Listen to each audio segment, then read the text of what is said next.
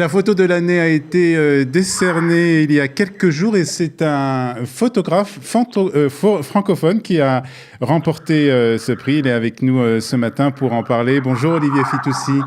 Bonjour. Merci d'être avec nous pour parler donc de ce prix qui a été décerné par Edut Mekomit. C'est un prix qui est décerné chaque année par je crois que ce sont une association de photographes en fait. Alors c'est un organisme en fait qui, avec le partenariat du musée, organise chaque année un concours de photos, comme on pourrait dire le World Press local un peu, et donc avec différentes catégories. Et moi, j'ai eu le grand plaisir de recevoir la photo de l'année. La photo de l'année, donc pour une photo qu'on voit actuellement même sur les écrans donc de Studio Qualita, une photo qui a été prise donc à la Knesset. Alors je suppose que c'était tard le soir ou tôt le matin, je ne sais pas. En tout cas, c'est après des débats autour de la loi sur la loi de rappelez-moi la. On dirait la loi sur la nationalité. Voilà.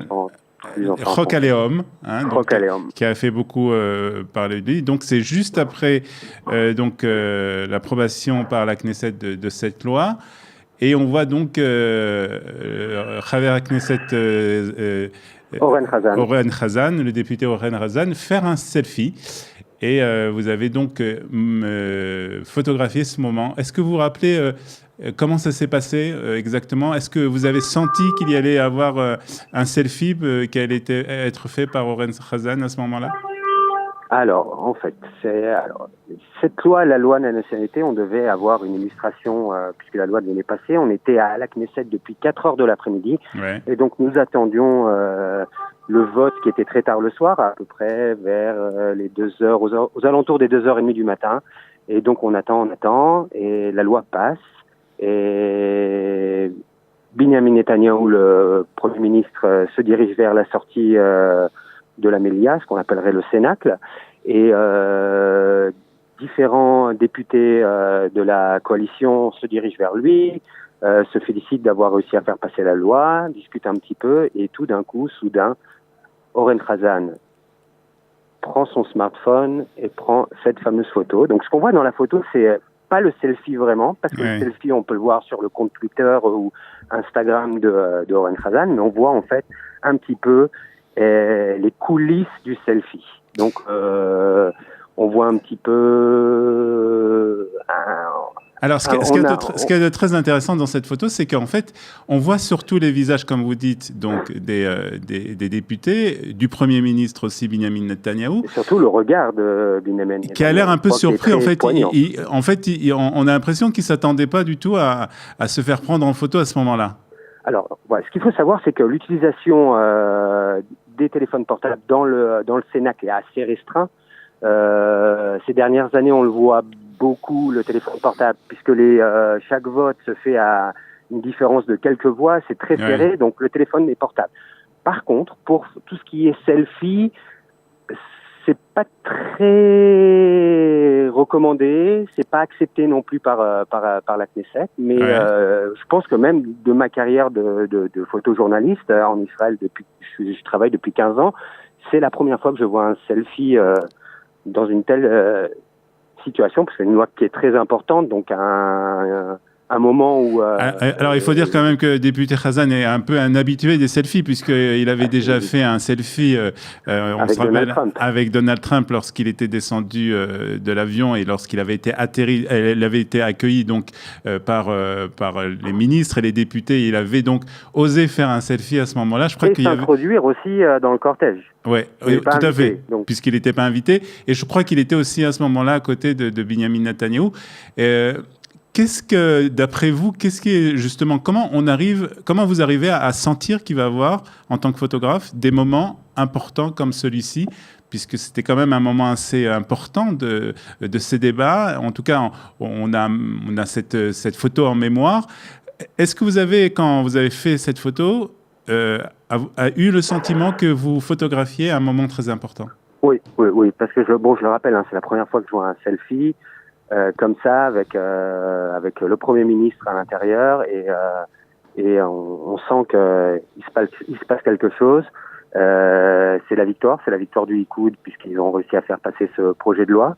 Et donc, en tant que photographe, on sait que ça va être la photo. C'est très difficile à prévoir. Apporter une photo qui visuellement pourra expliquer qu'est-ce qu'est la loi sur la nationalité. Donc c'est un petit peu une photo de victoire. Et donc oui, c'est cette photo-là. Sauf qu'on a un petit peu le regard de Netanyahou. Alors Netanyahou, je ne peux pas me prononcer pour lui. Je ne le connais pas personnellement. Ouais. Je n'ai pas parlé avec lui de cette photo, donc je ne sais pas, mais on voit un petit peu un certain malaise. Oui, un certain malaise, oui. On sent qu'il y a un certain malaise. Par contre, on voit que d'autres députés, comme je crois que c'est David Bitton qu'on voit sur la droite, qui lui, par contre, a l'air de se réjouir, en fait. Oui, bien sûr. Il faut rappeler que c'est une loi qui est à la Knesset depuis 2011, qui a commencé à Kadima, qui a continué vers le Likoud, qui a un petit peu été mis de côté, qui est ressorti, qui est revenu et qui devait vraiment passer au mois de juillet. Alors justement, je voudrais qu'on parle un tout petit peu, je sais que vous avez un emploi du temps chargé, mais je voudrais qu'on parle tout petit peu de votre travail de photographe. Alors vous êtes plutôt spécialisé dans la photographie d'actualité, on va dire ? Voilà, l'actualité, ça veut dire on peut couvrir des portraits, des sujets qui sont société, on peut tout ce qui est documentaire, politique, et aussi tout ce qui est conflit judiciaire. On touche un petit peu à tout, quoi. D'accord. Donc on a cette chance-là de pouvoir vous rendez sur un nouveau chapeau chaque jour. Vous vous rendez sur les endroits donc où il se passe quelque chose à chaque fois, à la demande donc de votre journal, le journal Haaretz. Est-ce que il y a dans votre carrière une photo, à part celle-ci peut-être, puisqu'elle a remporté un prix, mais peut-être une autre photo qui vous a touché, qui vous a marqué, que vous avez photographiée? Une autre photo qui m'a touché, alors j'ai en tête l'enterrement de Yasser Arafat. Ouais. Et donc le cercueil rentre à la Moukata, arrive de Jordanie en hélicoptère, est déposé, et là la foule s'engouffre à l'intérieur de la Moukata qui devait être fermée, stérile, afin de pouvoir procéder aux obsèques. Et donc la foule se court à l'intérieur de la Moukata, et moi je me retrouve à peut-être une quinzaine de mètres du cercueil de Arafat. Et donc on a la force 17, la garde rapprochée de Arafat, qui essayent tant bien que mal de protéger le cercueil, parce que la foule court vers le cercueil. On a même, je me rappelle comme ça, c'est un soldat qui est quasiment allongé sur le cercueil, et c'est là que je crois que beaucoup d'adrénaline sur là, et je crois que j'ai compris ce que ça voulait être dans une marée humaine. C'est tout simplement essayer de marcher. Vous n'avez pas eu peur? Mais il faut toujours avoir peur. On vit dans un métier où il faut toujours avoir peur. Le photographe qui oublie ce que c'est la peur, à mon avis, prend trop de dangers. Ouais.